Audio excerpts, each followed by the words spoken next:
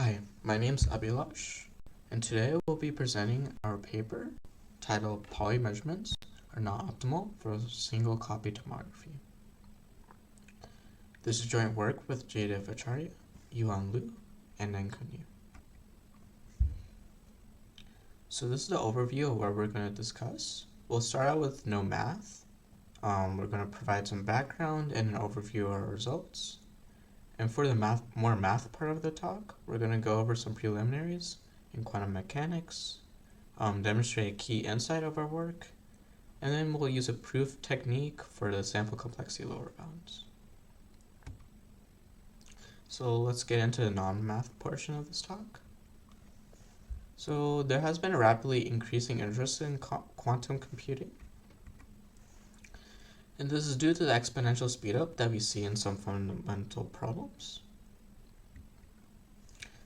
These algorithms exploit the nature of qubits. So let's look at the comparison between classical bits and qubits. So classically, we see each bit and we know what it is. But quantum states are not directly observable, and we have to use measurements. Furthermore, performing a measurement could destroy the state, and actually in most cases it does. So let's consider the setting. Say we have a program that generates an n-qubit state, and we want to determine what the state is. Since measurements could destroy a state, we may have to run the program multiple times to determine what the state actually is. And we're primarily concerned with designing a measurement and algorithm to learn the states, while also minimizing the number of samples we use for this task. So let's look at a very simple measurement. So on classical computers, we can simply read a bit. So let's try the strategy for quantum qubits. So for each copy of a qubit, we'll just see if it's 0 or 1. It turns out this does not work very well. And it's because we can construct an example of a useful state and a noisy state, and this measurement won't be able to distinguish the two. We'll go over this example later. Pauli measurements are more useful because we have a more robust scheme. So before looking at each qubit, we rotate in one of the x, y, z directions, and then we look at the resulting qubits. And the main advantage of this is that it's still pretty easy to implement with quantum gates.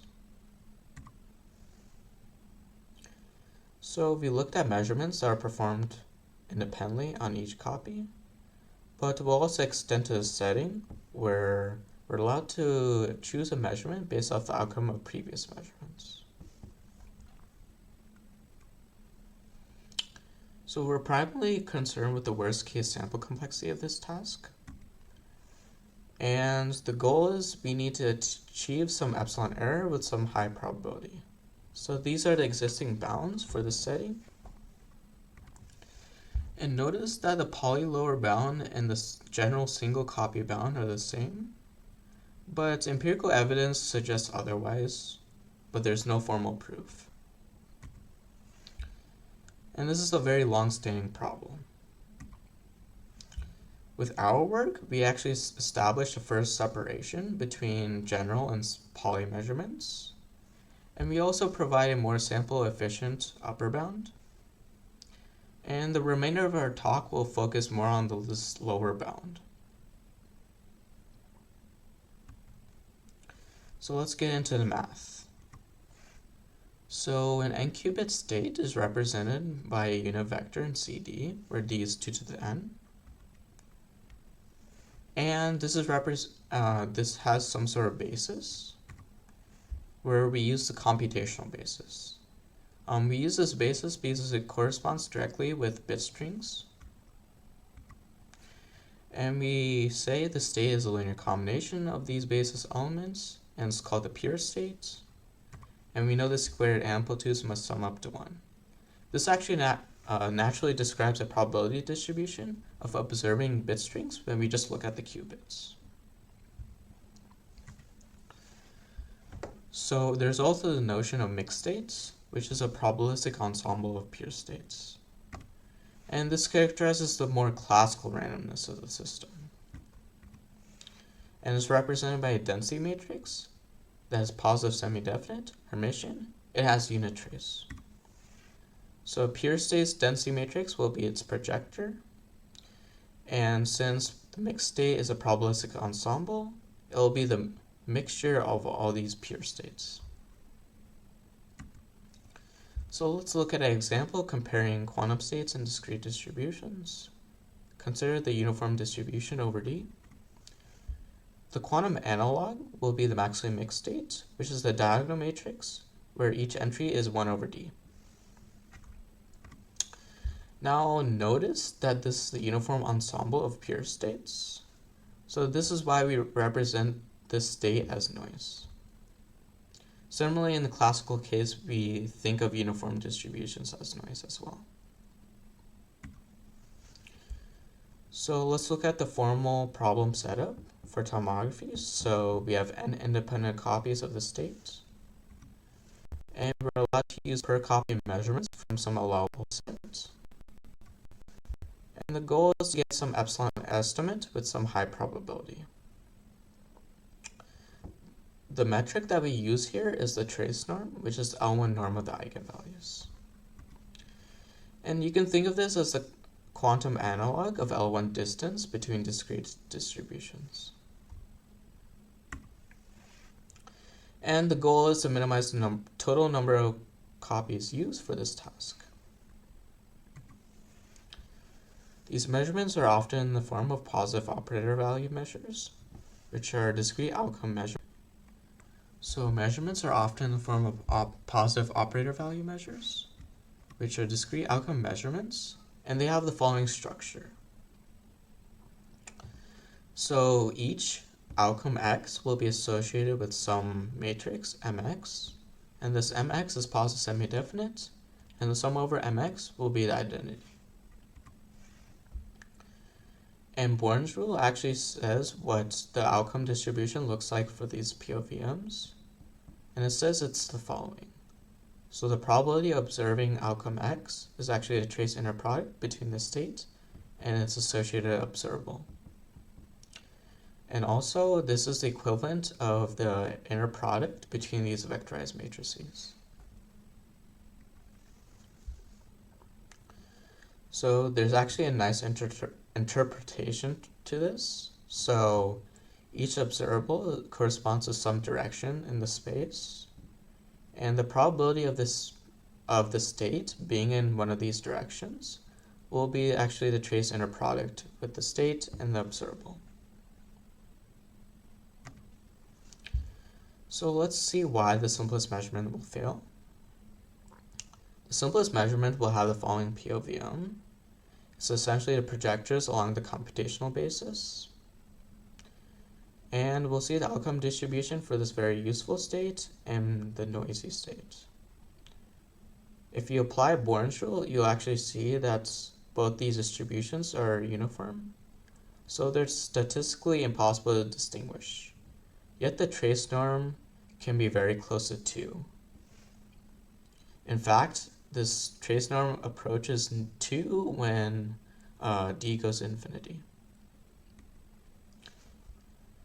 So these points of indistinguishability are actually crucial for worst case complexity bounds. So how can we generalize this argument for different measurements? The idea is that given some measurement class, we want to identify its weak directions, and we want to come up with a measurement-dependent hard case. And then we want to quantify the power of distinguishability of this measurement under this hard case to get a worst case bound. So we'll show that the measurement information channel, or MIC for short, is actually important for our work, and it allows us to quantify the distinguishability of this channel, of this measurement. So consider a fixed POVM.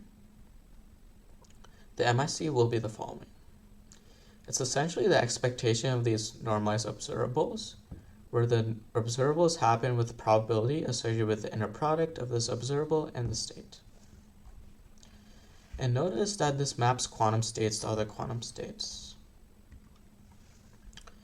There's also alternate expression that operates over the vectorized space of matrices.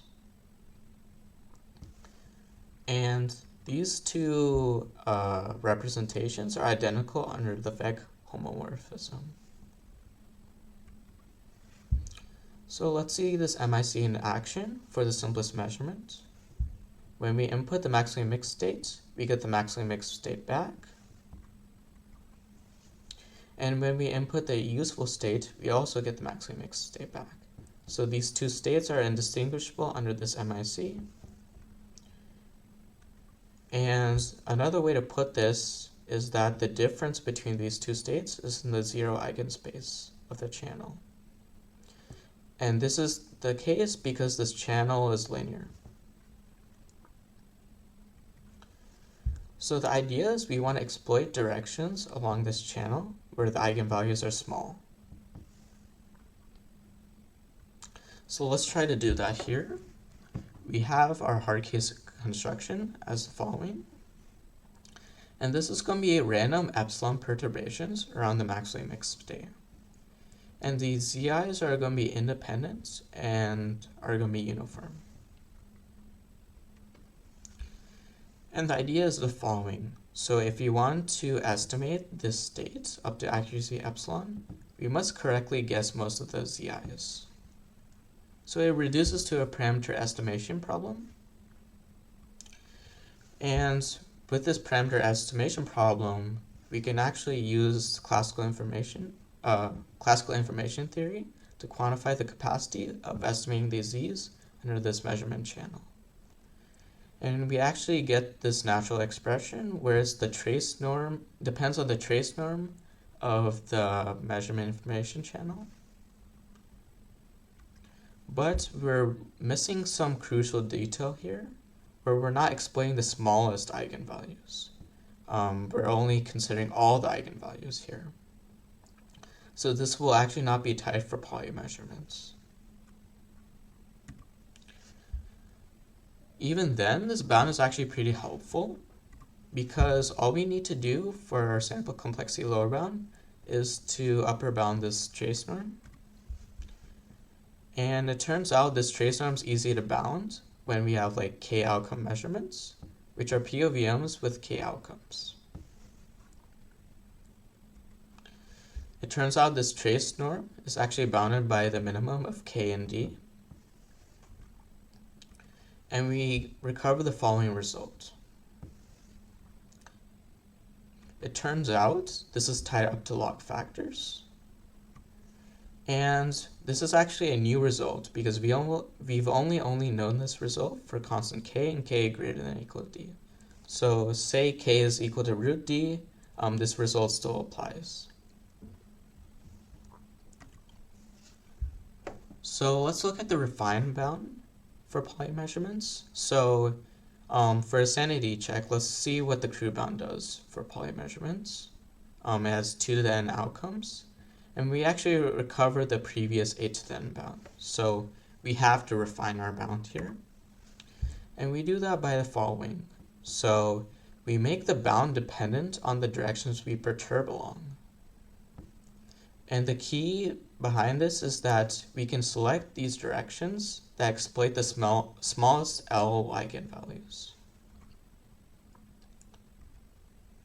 And it turns out we can choose these directions such that the spectral quantity is much less than 2 to the n.